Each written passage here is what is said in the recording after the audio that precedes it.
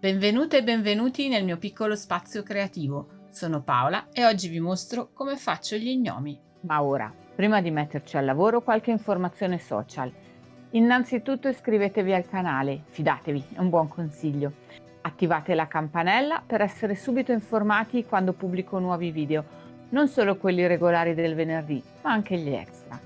E poi non dimenticatevi di seguirmi anche sugli altri social, di cui trovate i link in descrizione qui sotto. Un'ultima richiesta, se i miei lavori vi piacciono fatemelo sapere con un like e magari con un commento, anche piccolo. Mi aiuterà a capire cosa ne pensate e quali argomenti trattare nei prossimi video. Grazie a tutti e ora andiamo a pasticciare. Ecco cosa useremo. Per le attrezzature ci serviranno delle forbici, un pettine e la colla. Come materiale useremo il filo per macchina da cucire, il filo forte per cucire a mano, un po' di ghiaietta, un pezzetto di barba sintetica, l'ovata sintetica per l'imbottitura e almeno 2 colori di feltro da 3 mm. Per abbellire il nostro gnomo servirà una mezza sfera di legno e alcuni decori che poi vi spiegherò anche come fare. Andiamo a pasticciare. Per prima cosa bisogna riportare su feltro il modello che si è realizzato. A me piacciono particolarmente queste forme, ma non sono vincolanti. Poi si ritagliano e serve sostanzialmente il corpo e 2 pezzi per il cappello. A questo punto andrà cucita a macchina questa parte del corpo, prima su questo lato con una bella cucitura dritta e poi gli andrà applicato il fondo. Ora vi mostro il risultato. Ecco il risultato della cucitura. Ora questo pezzo va rivoltato dentro fuori. È un'operazione un po' complicata, ma niente di che. Si può maltrattare, non soffre il feltro. Ecco, il corpo è pronto. Poi, quando lo imbottiremo, prenderà bene la forma. Adesso dobbiamo occuparci del cappello. Il cappello andrà cucito con il filo forte, con un punto festone su tutto il contorno. Ora vi faccio vedere nel dettaglio cosa dovete fare. Ovviamente sarà indispensabile cucire insieme i 2 lembi su tutto questo bordo, ma il lavoro è molto più rifinito se fate anche il dettaglio del profilo intorno al viso dello gnomo. Io mi sono portata un po' avanti sul lavoro, ma adesso vi mostro come si fa il punto festone. Si tiene il filo intorno al dito in questo modo.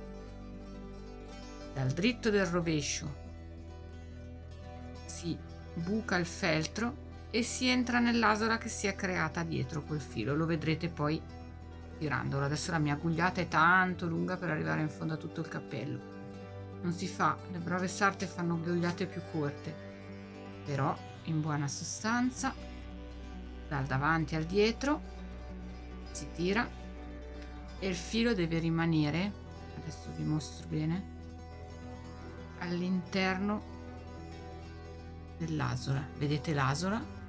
Il nostro filo ci passa proprio in mezzo. Quando va a chiudersi si blocca lì sul bordo. Dovete continuare a fare tutto questo lavoro.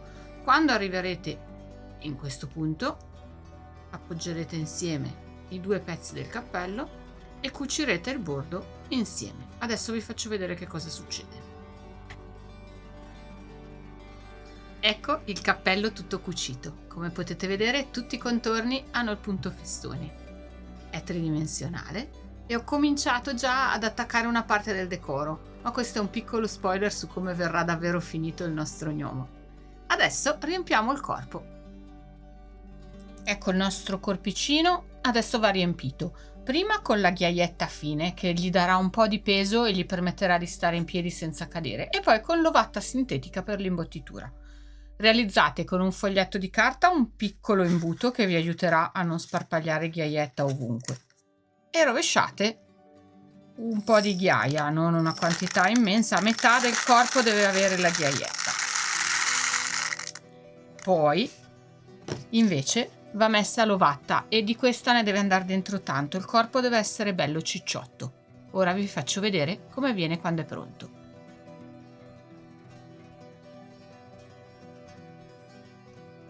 Il nostro gnomo è quasi finito, non temete. Eccoci qua, il corpicino è bello imbottito di ovata, è bello ciccetto. Anche nel cappello ho cominciato a metterne un po', ne dovrò aggiungere fino a quando non calzerà sul corpo senza avere parti troppo molli, perché deve essere bello rigido anche lui. Quando il cappello sarà pronto, incolleremo la barba e il naso e praticamente lo gnomo sarà finito. Invece come si prepara la barba ve lo faccio vedere in un video a parte, sembra una sciocchezza e invece c'è qualche trucco.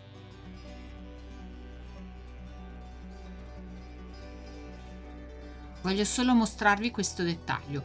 La cucitura sulla schiena dello gnomo ci sarà molto utile nei prossimi passaggi per mantenere tutto allineato in modo corretto. Va allineata con la cucitura del retro del cappello e andrà allineata dall'alto con la barba che adesso incolliamo.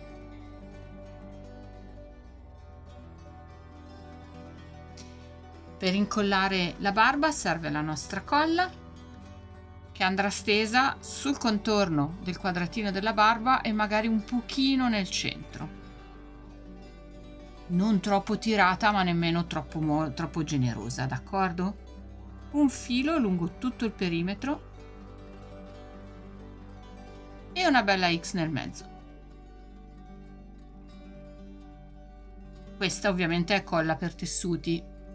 A questo punto, tenendo d'occhio dove è la cucitura, andremo a incollare il nostro quadratino lungo il bordo superiore dello gnomo, in modo che la maità coincida con la metà davanti del corpicino.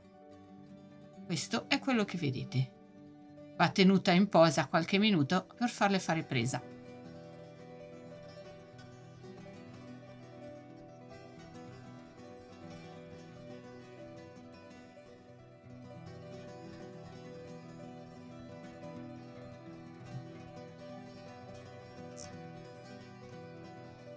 Una volta che la barba ha fatto presa, va letteralmente pettinata per metterla un po' in forma in modo corretto. Questo poi andrà rifatto anche quando lo gnomo sarà davvero finito, con delicatezza, che sennò poverino si perde tutti i peli.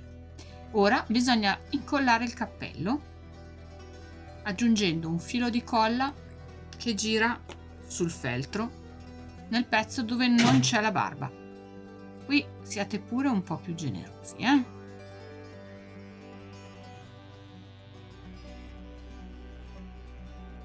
E il cappello va incollato curando bene che si allinei la linea delle due cuciture.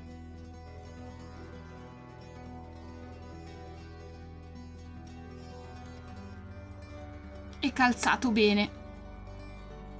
Siamo quasi.